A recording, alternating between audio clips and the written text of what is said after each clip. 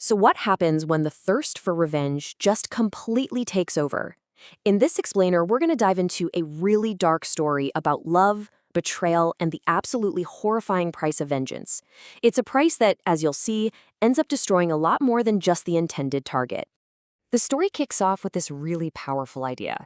It basically frames revenge as this beautiful illusion, something that looks so satisfying from the outside, but on the inside, it's just a dark, empty pit. When you start walking down that path, you're not just going after your enemy, you're walking straight into the darkness yourself. All right, so our story begins with a woman named Kasum and her son, Arav. Now, on the surface, their life seems pretty normal, pretty quiet, but as we're about to find out, there's a really deep and unsettling secret hiding in their home. And right away, you can feel this silent tension building. Arav sees his mom sneaking out every single night, but he's just too scared to ask her about it. There's this look in her eyes that basically tells him to stay away, creating this really chilling atmosphere from the very beginning. Well, the first domino is about to fall. Arav brings a friend, Neha, over to study. At first, Kasum is all smiles, warm and welcoming. But the second Neha mentions her father's name, Vivek Sinha, you can just feel something snap inside Kasum.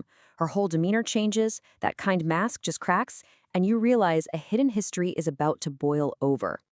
And this right here, this is the moment the trap is sprung. Kusum offers Neha a homemade sweet. It seems so innocent, right? But this isn't just a dessert.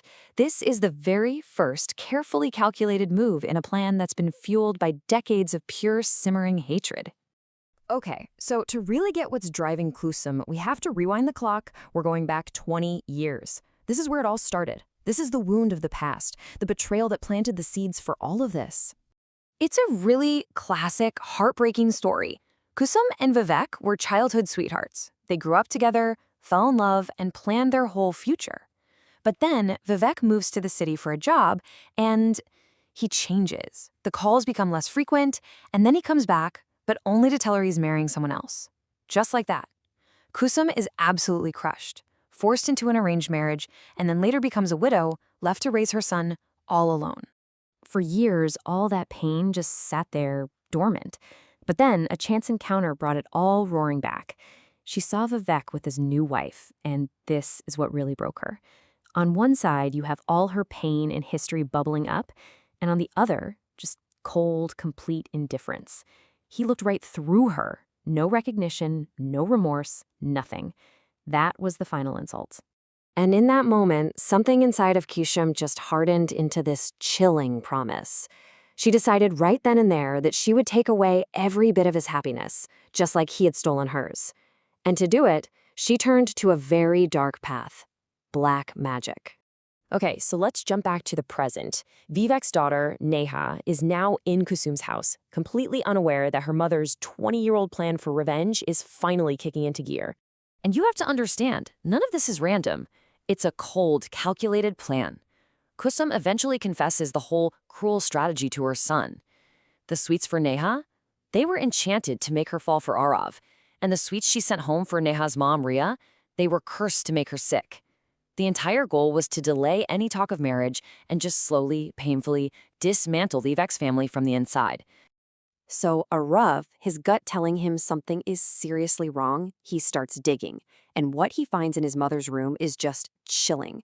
He finds a glass of water with Neha written on it, a packet of hair, a handkerchief with Ria's name. Suddenly, this abstract idea of black magic becomes terrifyingly real. And from this point on, things spiral out of control, fast. Kusum's dark magic isn't just a threat anymore. It's starting to claim its victims. First, Ria's health just collapses. The doctors have no idea what's wrong with her, no medicine works, her body just gives out, and eventually she dies. Her family is left totally devastated and confused. But for Kusum, this is her first victory. Arav is just horrified. He puts it all together and runs to his mother. He begs her, he pleads with her to just stop. I mean, Ria is dead. Surely her revenge is complete now, right?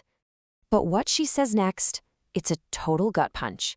She looks at him, cold as ice, and says her revenge isn't over. Ria was just the beginning. It's Neha's turn now. And that one line just shows you how far gone she is. She's lost any shred of compassion or morality. So, Kusum sees her chance. She waits for a heartbroken Nehad to come over, looking for comfort. And while pretending to be sympathetic, she serves her one last meal, a meal that's been laced with a fatal curse. And just like that, history repeats itself in the most horrific way possible. Soon after that meal, Neha gets sick with the exact same mysterious illness that killed her mother. Same symptoms, same terrible suffering, and the same tragic outcome. Within days, Neha is also dead. So Kusum got what she wanted, right? She completely shattered Vivek's world. But here's the thing about a victory like this, it's completely hollow. And it comes at an unimaginable, absolutely devastating price. When all is said and done, the true cost of her revenge is just stark. We're not talking about 2 deaths. The final body count, as you can see right here, is 3. Because the third victim, it's her own son, Arav. He just can't live with the guilt, with the horror of what his mother did, and with the loss of Neha. So he takes his own life. In her quest to destroy another family, Kusum ended up completely destroying her own. Which brings us to the biggest, most haunting question of this whole story. Her revenge is complete. Vivek is a broken man. But what did she actually get? What was gained? The answer, of course, is absolutely nothing. So what about Kusum? Well, she's left totally alone, her mind just shattered by it all. The story says she now spends her days in the kitchen, just endlessly making these enchanted sweets and talking to the ghosts of the people she killed and the son she lost. And really, the story leaves us with this one final, chilling warning. The path of black magic, and really the path of unchecked revenge, is the path of total destruction. It's a fire that, once you light it, just burns everything down. It spares no one, least of all the person who started it.